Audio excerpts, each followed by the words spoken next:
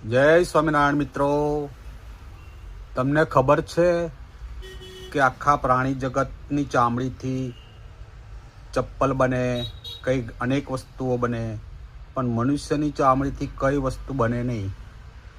તો ભગવાને આવું કેમ રાખ્યું કે અગર ચામડીથી કંઈ બનતું હોત તો આપણે ચામડી મર્યા પછી ચામડી લેવા માટે ઝઘડા થાત.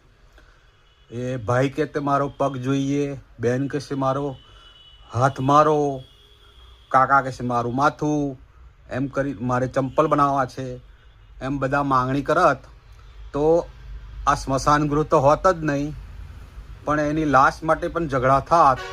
એટલે ભગવાને આપણી ચામડી કોઈ ચપ્પલ કે કઈ ચીજ બને નહીં એવું બનાવ્યું.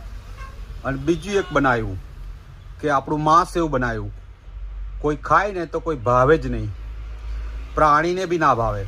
સિંહ હુમલો કરે પણ તમને મારી નાખે પણ ખાઈ ના જાય, કારણ કે આપણું માંસ એવું બનાવ્યું કોઈને ભાવે નહીં એવું.